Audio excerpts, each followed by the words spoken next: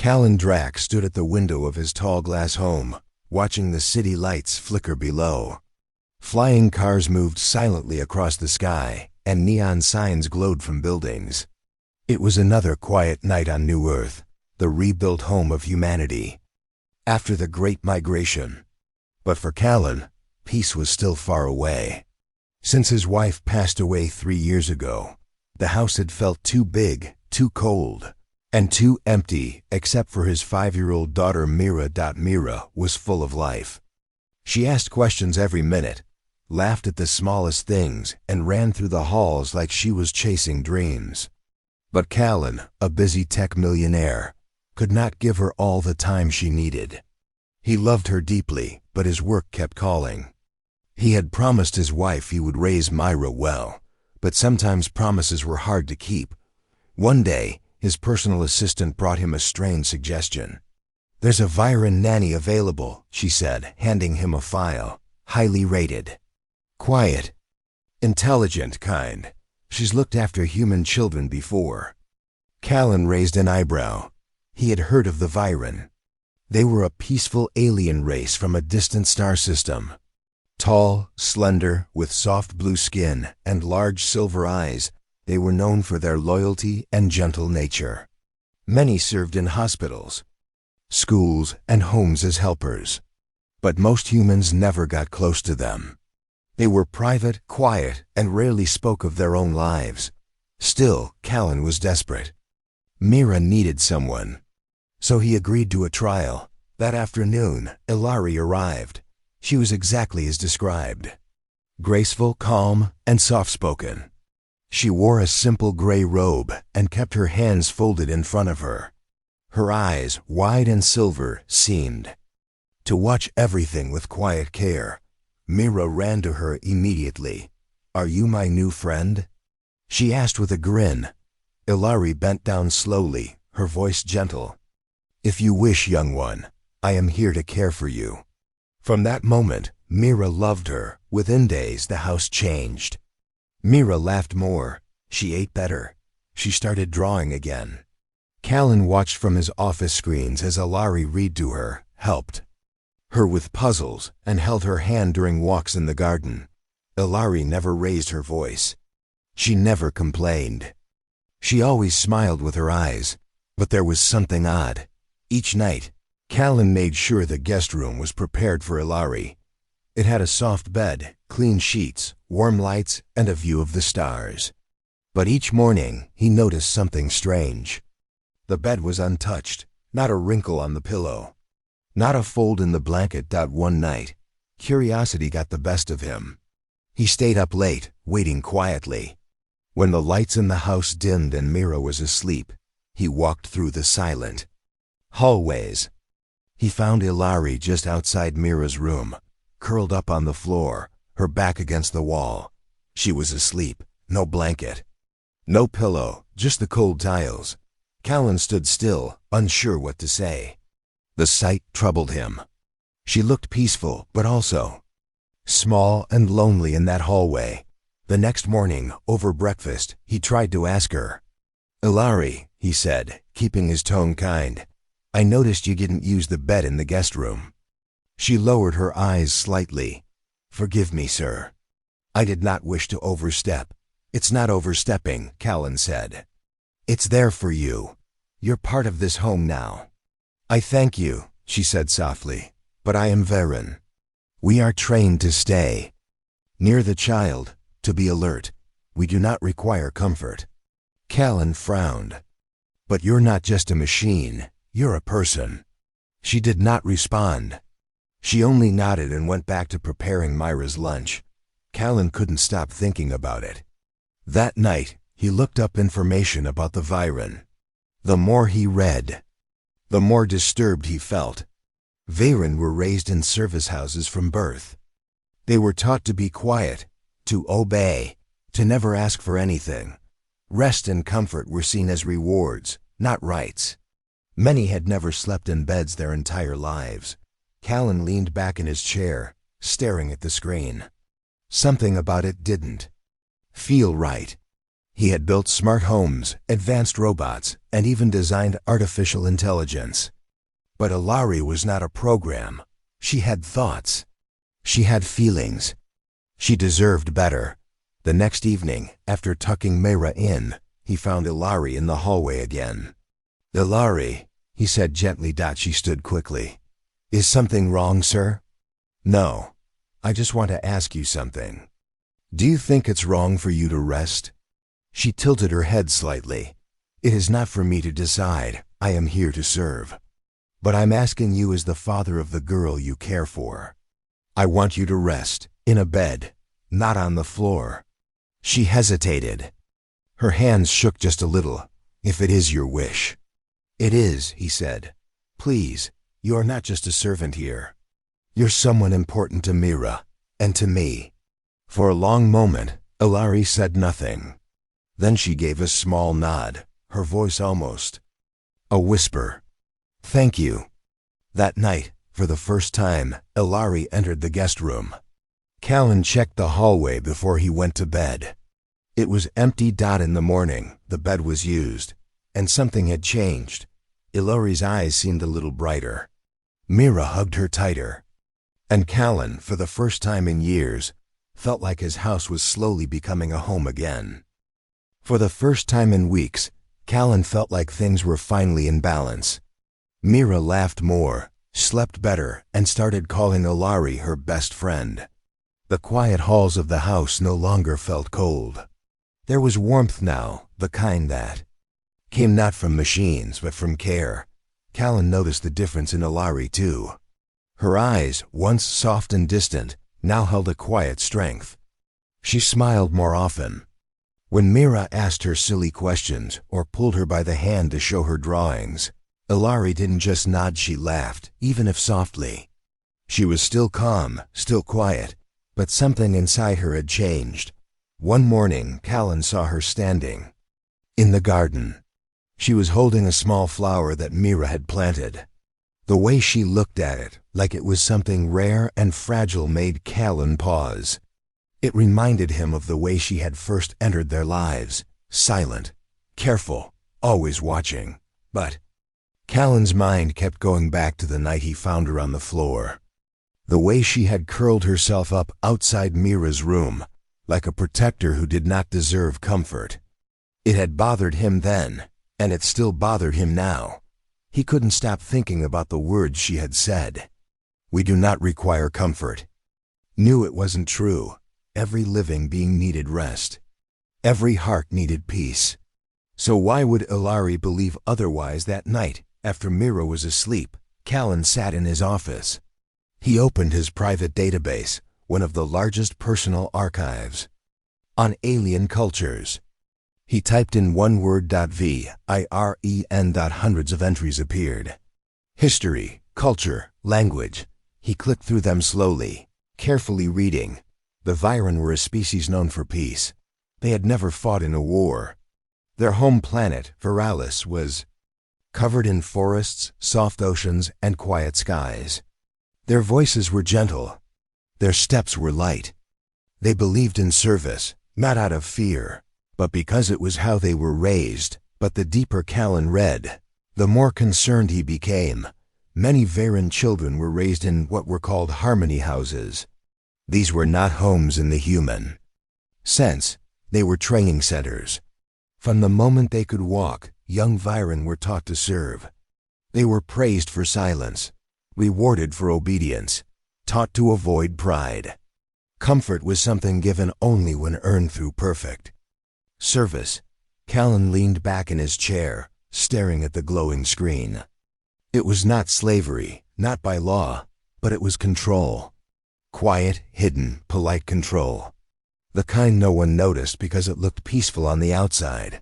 He thought about Ilari, about how she never sat unless told, about how she always stood while others rested, about how she smiled but never spoke of herself. Callan rubbed his forehead. It was all wrong. She deserved more. The next morning, he found her in the kitchen preparing breakfast. Mira was still asleep, so the house was calm. "Ilari," Callan said, walking in. She turned and bowed slightly. "Good morning, sir. You don't have to bow," he said gently. "Please, just talk to me as a person." She paused, then nodded once. Callan hesitated. "Can I ask you something personal?" "Yes, sir." "Did someone teach you that you are not allowed to rest?" Ilari looked down at the floor. Her hands stilled. She did not answer right away. "I was trained in Harmony House 12 on Veralis," she said finally. "From age 4. We were taught that joy comes from service. Rest is given when one has done well. But it is not expected. It is not needed." "But you are not there anymore," Callan said. "You are here, in my home, with Mira, and you are doing more than well. You care for her like she is your own." Ilari kept her eyes on the counter. "It is my duty." Callan stepped closer. "No, it is more than duty. Mira loves you. I see it in her eyes. And you love her too. Don't deny that." Ilari slowly nodded. "I do." "Then please understand," Callan said. "You deserve to rest, not because you have earned it, but because you are a person.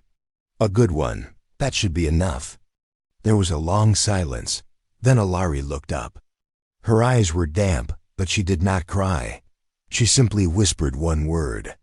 "Thank you." From that day forward, Callan noticed more small changes. Ilari began sitting beside Mira instead of standing behind her. She started eating with them at the table instead of waiting until they were done.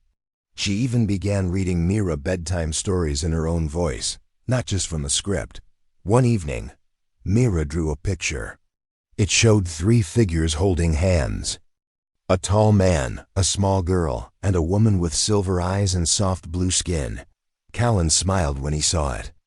"Who is this?" he asked. "That's you," Mira said, pointing at the man. "That's me. And that's Ilari.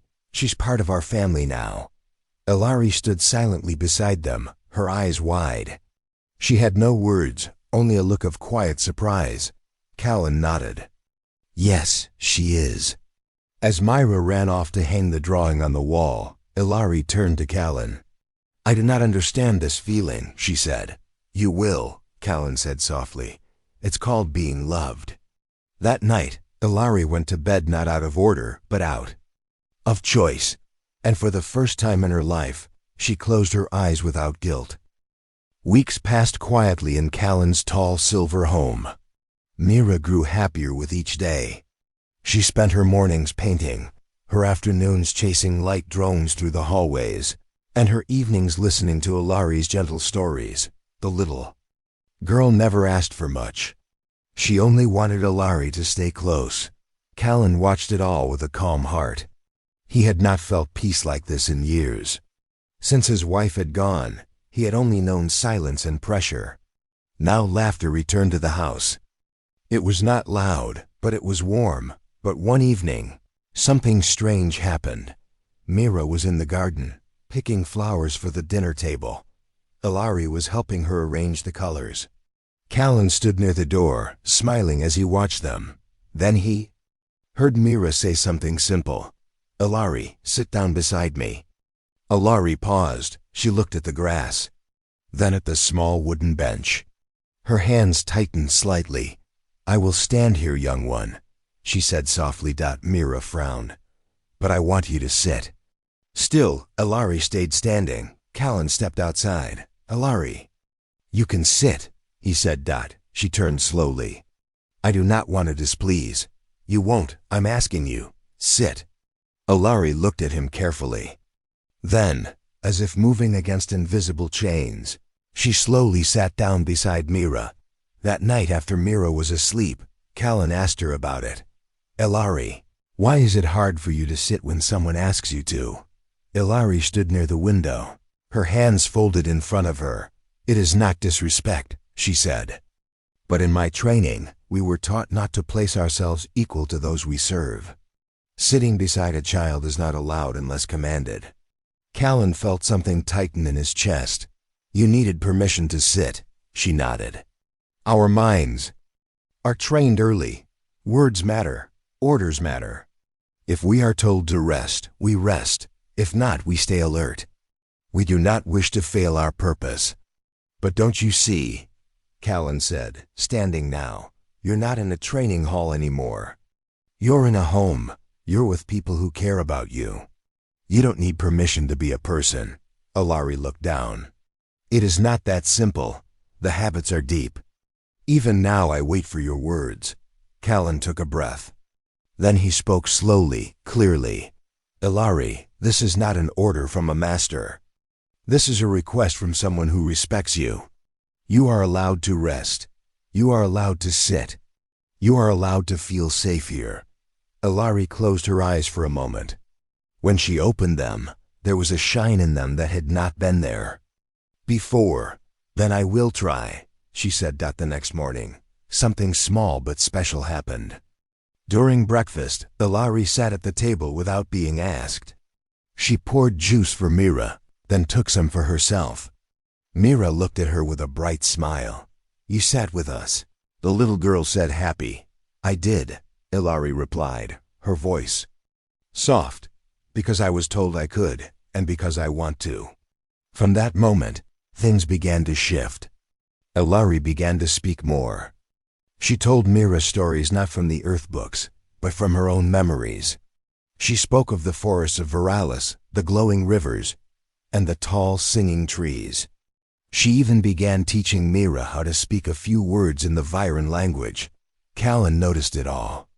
And something else as well. One evening, as Mira slept with a soft blanket pulled over her, Callan walked past the hallway and saw Alari sitting outside the door.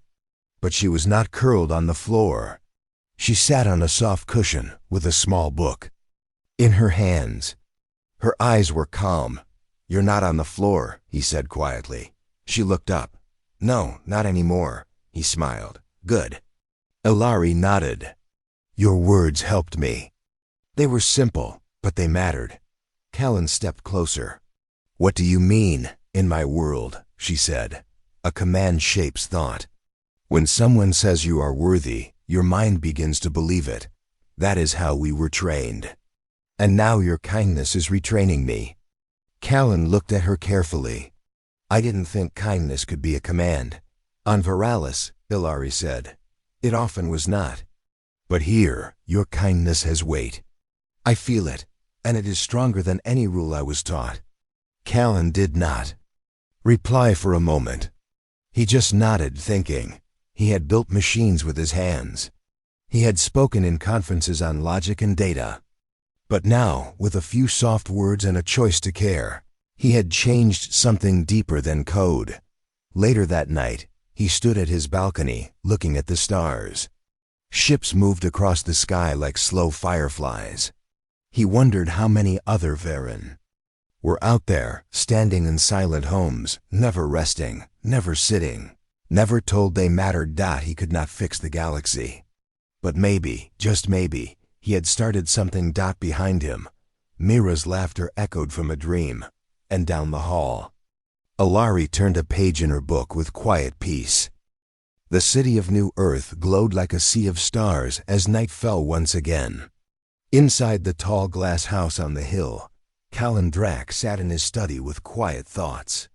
The room was filled with soft lights, shelves of data crystals, and the gentle hum of floating displays. But Callan's eyes were not on his screens. His thoughts were far beyond them. Alari's words stayed with him. Your kindness is retraining me. He had not planned to change her. He had only tried to be fair. Yet every gentle word, every warm meal, every seat at the table had opened a locked door inside her. And that truth weighed on him. He had read enough about the Viren to understand the system they lived under. A system that looked peaceful but held people in silent chains. Not with force, but with control of the mind. Control through obedience. Control through silence. And now Alari was free in one home. But how many more were not? The next day, while Alari took Mira to the garden, Callan returned to his private research terminal. He began searching deeper than before. This time, he entered restricted archives, legal files, and council reports. His name gave him access most people never had. What he found troubled him. Viren workers made up over 1/3 of the care and service population across the Galactic Union. Many had contracts signed through what were called harmony agencies. These agencies promised peace, safety, and honor. But the words were only on paper. In truth, many Viren workers were sent far from home and never given a choice to return. They were praised for never asking questions. Praised for silence. In one document, Callan found a line that made him sit still. Disobedient Viren are not reassigned. They are returned for reconditioning. He closed the file with a sharp breath. His hands curled into fists. He had seen enough that evening.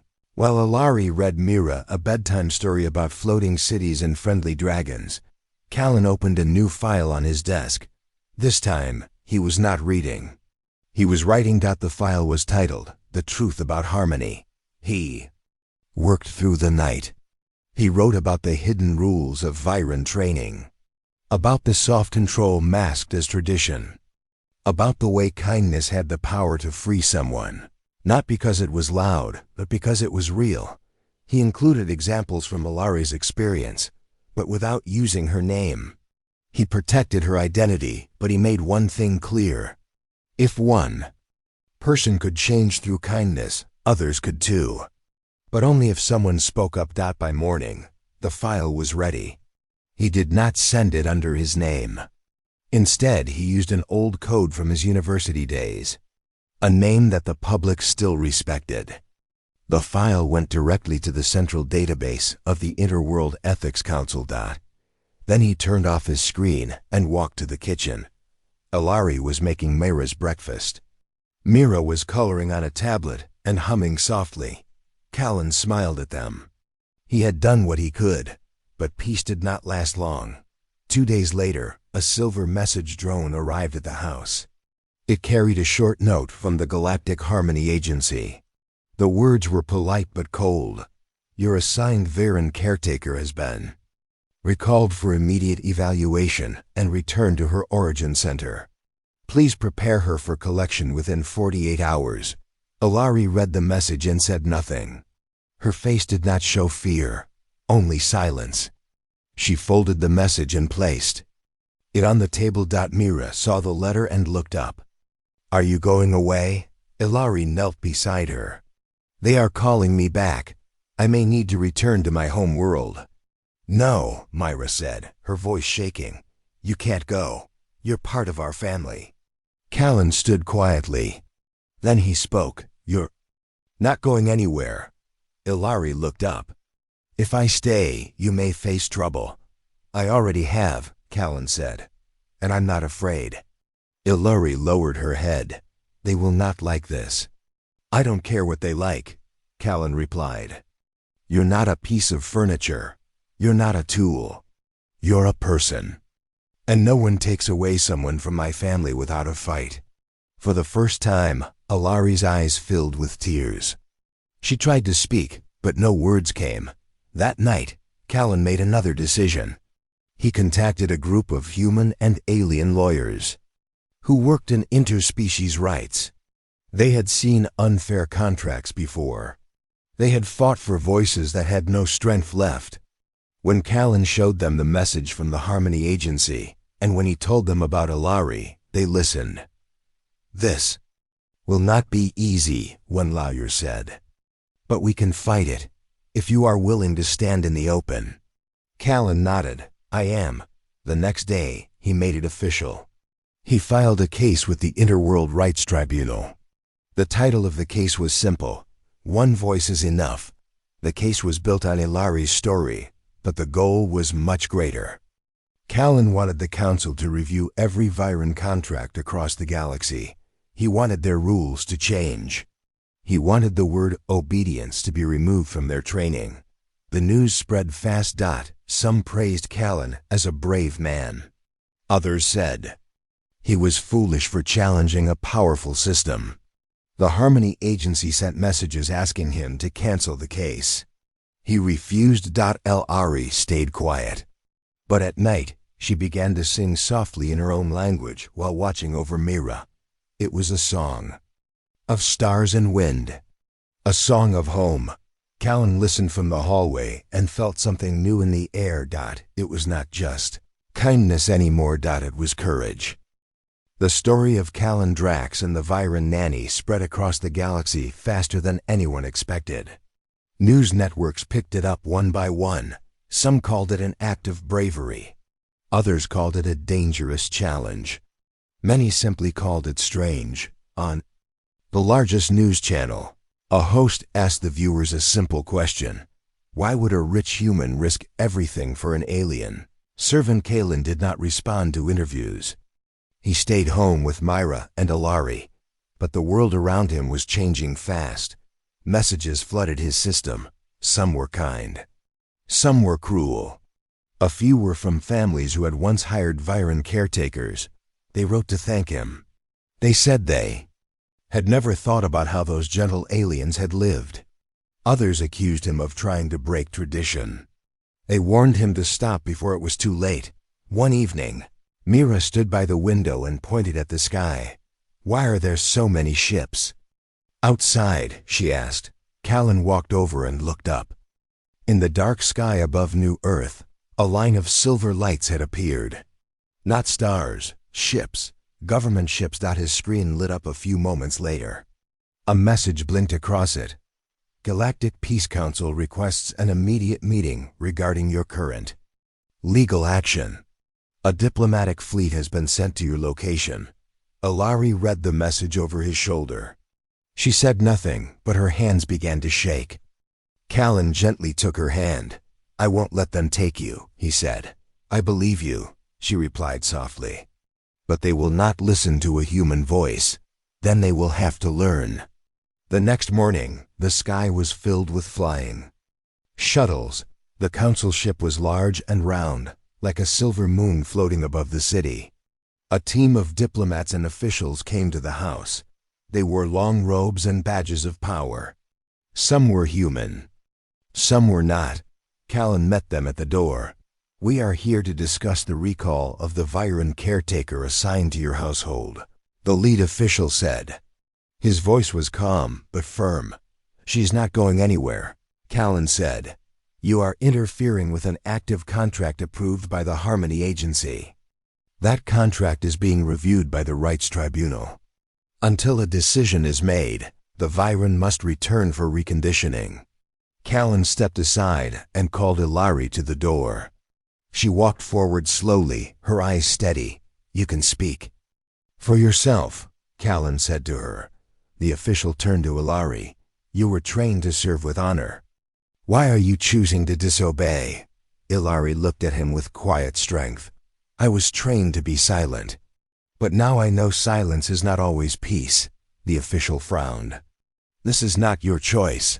It is now, Ilari said. Because someone told me I matter. The official looked at Callan, then back at Ilari. Refusing recall may result in legal consequences. I accept that, Callan said. But if you try to take her by force, you will see the full power of human law, and the truth will only spread faster. There was a pause. The officials did not expect this level of resistance, especially from someone as powerful as Callan Drax. We will report this to the council, the leader said. But know this. The Viren system is not yours to change. He turned and left with the others. As the ships lifted off and vanished into the sky, Callan stood beside Ilari in the garden. They'll be back, he said. Yes, she answered. But I am not afraid now. Later that night, Ilari sat beside Mira and helped her build a model of a starport. Mira was full of questions as always. Ilari, are you leaving? She asked. Ilari shook her head. No, little one, I am staying. Because someone spoke up for me, and now I will speak too. Mira looked confused. But why would anyone not let you stay? Because some believe I was made only to serve. Ilari said gently. But you're my family, Mira said. Ilari smiled. Yes, and your words are stronger than they know. In the days that followed, more messages came. Some Viren workers across other planets began to whisper about what happened. A few even left their jobs. A few asked questions. Small voices, but new ones. Something had begun to move. The Harmony Agency sent out a public message. They denied mistreatment. They spoke of peace and purpose. They used kind words. But their message did not match what many were starting to feel. Callan met again with the interspecies lawyers. They prepared documents for the next step, a full hearing before the Orion Council. It would be the first time a human stood on behalf of a Viren in open court. Ilari stayed quiet during most of the meetings. But when asked if she would speak, she said yes. If my story can help even one more voice be heard, then I will speak. Callan looked at her with pride. You have already helped more than you know, he said. And so the preparations began. They would travel to Orion Station soon. They would stand before judges from many worlds. They would share a simple truth, that kindness was not weakness, that dignity belonged to everyone, and that sometimes one quiet voice was enough to shake the stars. Orion Station was one of the largest structures ever built by the Galactic Union. It floated between stars like a shining jewel, a place where leaders and judges from many planets met to solve great problems. It had seen trade disputes, peace, talks, and long battles of law. But it had never seen anything quite like this. A human millionaire, a Viren nanny, and a quiet question that had become very loud. Are the Viren truly free? Callan Drax stepped out of the transport ship with Ilari and Mira beside him. The platform was crowded with reporters, watchers, and council members from across the galaxy. Lights flashed. Drones buzzed. Everyone wanted to see the man who had challenged a peaceful system with nothing but kindness. Mira held Ilari's hand tightly. Will they be mean to you? She asked. Ilari smiled gently. No, because we will tell the truth. Inside the station, the great courtroom was bright and wide. It had clear walls that looked out into the stars. At the center was a large circle where speakers stood. Around it sat the judges, tall, serious beings from different worlds, some with wings, some with silver skin, some with no faces at all. The head judge, a calm woman from the planet Athane, began the hearing. This session will decide whether the Harmony Agency has violated interspecies freedom laws. The case has been brought by Callan Drax on behalf of one Viren caretaker known as Ilari. Callan stepped into the circle. His voice was steady. I am not here to break peace, he said. I am here to protect it. True peace does not come from silence. It comes from respect. He told them how he met Ilari, how she always stood when she could have sat, how she refused comfort unless ordered, how she believed she was not allowed to rest. He told them about the training houses, the silence, the rules hidden behind soft words. She is kind, loyal, and gentle, but she believed she had no worth. Unless she served, that is not peace, that is quiet pain. Then Ilari was called. She stood slowly, her hands calm at her sides. Her voice was soft but clear. I was born in Harmony House 12, she said. From a young age I was taught to be useful, not to be whole. I was told that rest is earned, not deserved. I believed this all my life. The room was very still.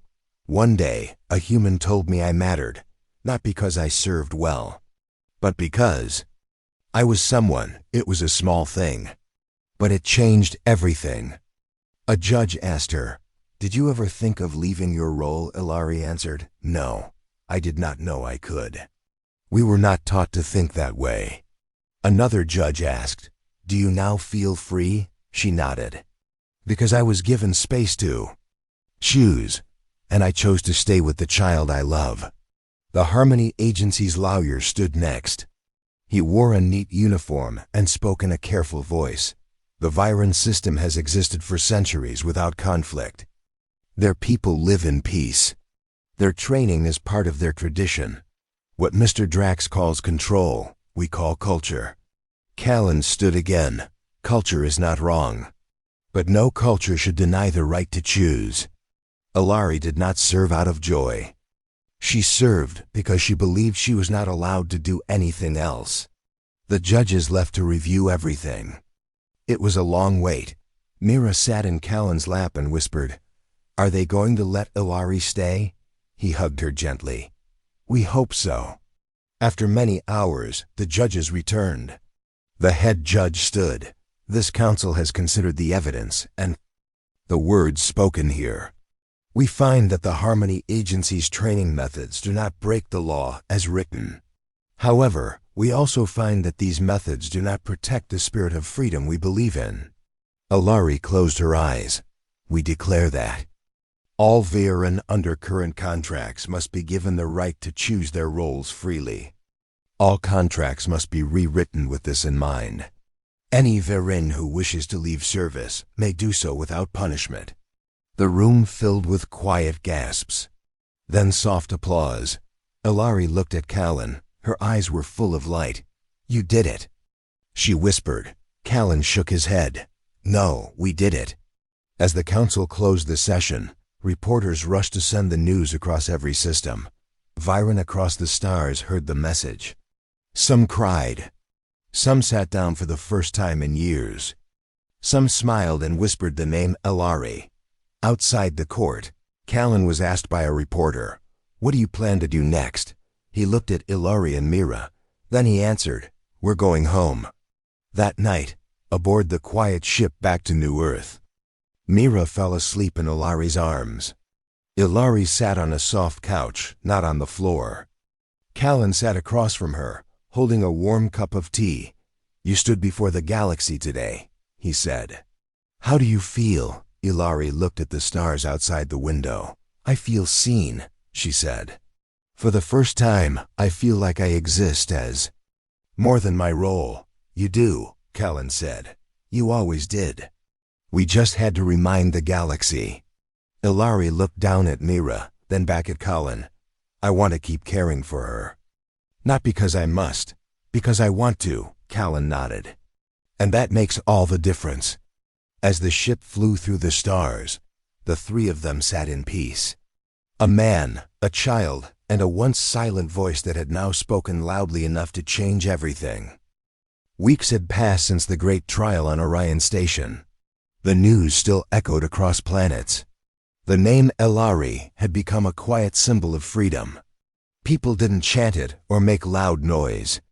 But everywhere, in small homes and large cities, people talked about her with respect. On New Earth, Callan's house had changed. It was no longer just a rich man's quiet home. It was a place full of laughter, learning, and warmth.